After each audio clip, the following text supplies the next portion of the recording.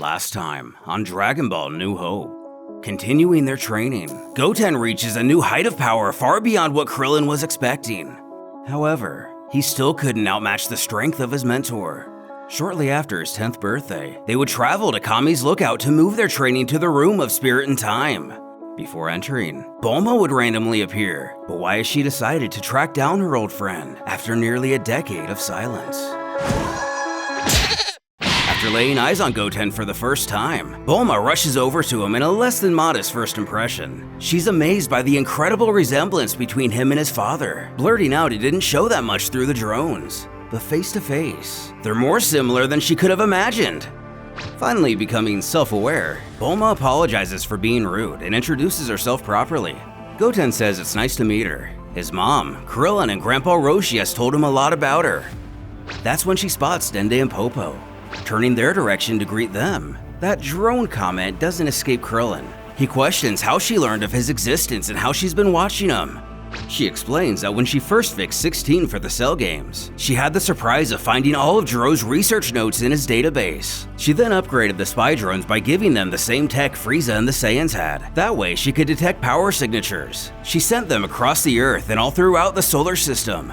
4 years ago, near Mount Pauzu, they detected an abnormally large power surge for a couple seconds. Imagine her surprise when she got there to find out Goku had another son. That's how she's been able to keep an eye on him all these years. Krillin exclaims that's pretty impressive. But then again, she is the greatest scientific mind in the world. He shouldn't be so surprised by the things she comes up with. He himself is still wondering why he didn't feel Goten turn Super Saiyan the first time he did it.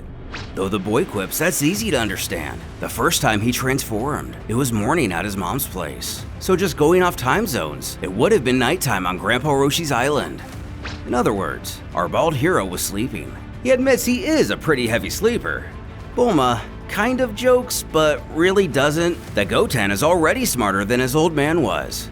Moving forward, Bulma remembers she brought them armor like the ones Goku and Gohan used to train. These new ones are a lot more resistant to damage, and she also changed the blue material to black for style points.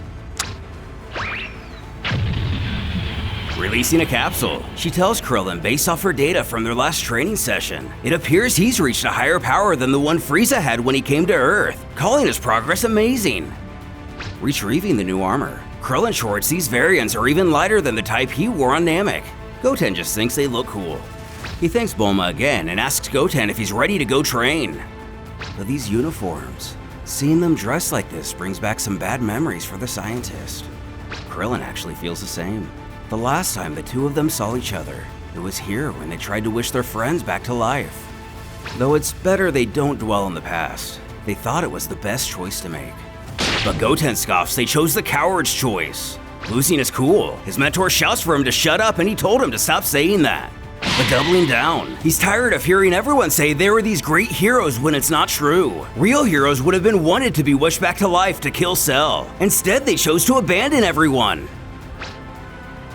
After a short silence, Bulma chuckles at the boy-ass character, definitely getting it from his mom. She knows how he feels. It took a while for her to accept their decision as well. But he should know they were the greatest warriors to ever walk the earth, urging him to go train and become the best of them, who promises to do just that. As the pair enter the Room of Spirit and Time, Goten lays eyes on the Void for the first time, before safely assuming there are no video games in a place like this. To break through their limits, our two warriors began their intense training. Hope was blooming once again.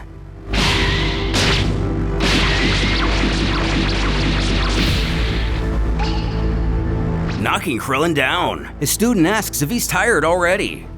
He smirks. Barely a month has passed, and the kid is already the better of him, but he can tell he's holding back. To keep training with him would hinder his progression, so he needs Goten to continue by himself. But this confuses the child. He questions what he's talking about. His senior explains he's taught him everything he knows about martial arts. He also thinks he himself has peaked as a warrior. From now on, Goten will need to start working towards what's after Super Saiyan. Several months pass.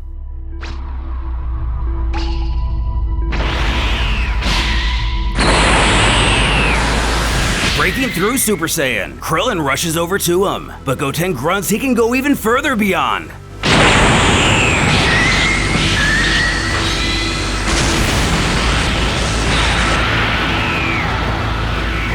hitting his bulk form. His teacher tells him that's great and to now focus is key. But the boy falls out of the transformation almost instantly. It's too powerful for him to handle right now. Krillin admits that is a strong form, but it's useless against Cell. Future Trunks tried it too to no avail. It's probably the first step every Saiyan has to go through to break the limits of Super Saiyan. The good news is he's on the right path. He tells how his father and brother chose to stay in Super Saiyan 24/7 to master it fully. That way, they could take advantage of it during battle. When the pair weren't training, mistakes of the past were told. From Vegeta's hubris to Trunks' overestimation of the aforementioned form. Eventually, the two would emerge back to the regular world. Popo alerts the others what's going on. Walking out, Goten exhales it feels so good to see something other than emptiness. Krillin also feels it's about time they got out of there, then expresses his surprise to see Bulma hasn't left. Welcoming them back, Dende states they must be hungry. Surely they'd like something to eat. Which sounds great. It'd be wonderful to have a proper meal after a year of preserved food. While the warriors get their grub on, Bulma inquires how their training went, curious if they made any progress. Though Krillin not so much. Goten on the other hand has improved tremendously. Who again, just like his dad, excitedly scarfs down his meal before thanking Dende and Popo. Changing back into their regular clothes, Dende notices Goten has gotten a bit taller since going into the room, offering to make him a new gi. Harnessing the power of the clothes beam, Goten exclaims these new clothes fit perfectly. Dende's powers are amazing. When it hits Krillin, he forgot to tell Chi-Chi about training in the Hyperbolic time chamber. She's gonna be so mad at him. Goten hadn't thought about that either. He's starting high school soon, possibly junior high school, and Alaska's age. Legally, he's 10, but after spending a year in another dimension. Bulma has a simple solution. Only one day has passed out here, so while he may technically be 11, on paper he's still 10. With this, Bulma goes to leave, but first has a little gift for the child. A set of fighting armor and a gravity room. His dad and Vegeta used it a lot for their training. They'll likely be of great use to him too. Thanking her, he also offers gratitude for Dende and Popo for everything. He'll come back to see him and train some more. Asking if he's ready.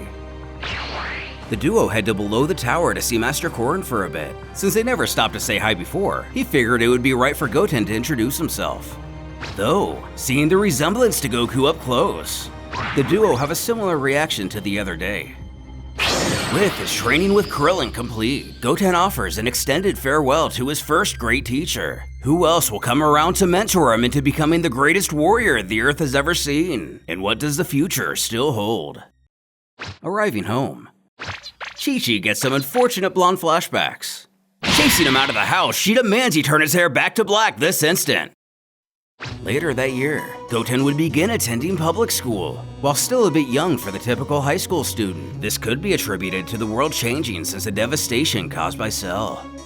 In a classroom, reminiscent of the one Gohan would attend in another reality, an instructor announces to his class they'll be welcoming a new student today, asking Goten, was it, to please enter the room. He coyly confirms that is his name, and it's nice to meet him. Getting down to business, he tells the child to take a seat. Looking around, he initially struggles to find an open spot, but someone near the back calls out to him. She points out how obvious it is he's new around here. No one wears those uniforms. She asks where he's from, telling he's from the 439 East District. His new peer can't believe it. That's more than 1,000 kilometers away. Realizing he let a bit too much slip, not wanting to draw attention he can fly at Mach 9,000, he tries to explain this away by claiming his mom has a state-of-the-art 576 jet. Overhearing this ruckus, the teacher demands silence from the two in the back. But even with a jet, it would still take at least 5 hours round trip, muttering he's weird. A couple hours later, he finds himself outside on the baseball diamond. His turn to bat, he rushes to the plate. The pitcher takes note of his novice stance, mocking him for looking what he calls dumb. He bets this is the first time he's ever even played baseball. Chortling, let's see what you got, new boy. As we know, Goten doesn't take taunting well, and the fact that he knows this kid has already been held back a grade twice doesn't make him feel any better. But to be fair, this is his first time he's ever played baseball. At the same time, he knows he has to keep his powers concealed. His mom told him to lay low and avoid attention. As the bully quips, what's with that hair anyway? Was his dad a porcupine or something?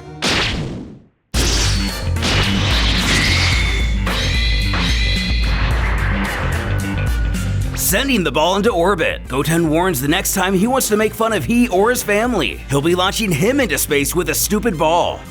With the message well received. Understandably, nobody really knows what to say about this. Arriving home that night, his mother questions how his first day of school went. He sheepishly claims he just kept to himself like she asked him to. Across the world, at Kame House, Krillin stands at the shoreline staring into nothingness. Stepping out, Roshi states months have passed, and he still seems just as worried when he first returned from the lookout, bluntly asking his former student what's wrong. Though he says it's nothing, he's simply having trouble sleeping. But the Turtle Hermit reminds Krillin has never been a good liar.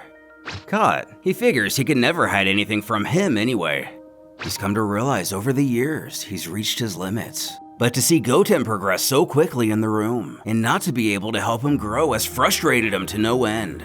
Goten is without a doubt better than Gohan and Goku were, but the lack of a training partner at his skill level will be a hindrance in his journey to reach new heights. The old man tells him to stop underestimating himself. He remembers when he first came here, unable to even land on his feet after jumping from his boat, and now he's playing on the same court as Super Saiyans. His quest for power is great, but as an Earthling that reached his peak, he's afraid he very well may have hit an unbreakable wall.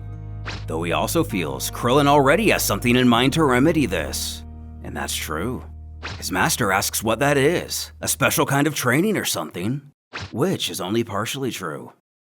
A while later, at Capsule Corp, Krillin just lets himself inside, almost forgetting just how big Bulma's house is. Knowing it won't be easy to find her, he resolves to search for her key. Finding it, he stumbles upon her working on the time machine, both mutually shocked for different reasons. He questions if she plans on going back to the past. Starting at the beginning, she explains how this was the time machine Trunks brought from the future. For now, time is proving their friends right. But if Cell ever comes back, she's the one who will go back in time to prevent this disaster. Though he feels pretty confident there will be no need. They have Goten now. Calling him an idiot, at the lookout he told her he was still far from Gohan's level. Now that he's in school, he's got a lot more to worry about than to train for some monster he's never even seen before. He only knows peace, and it's normal that he wants to live a normal life. He knows, and that's the reason he's come here today. She will probably refuse, but he needs her help. What could Krillin's request be?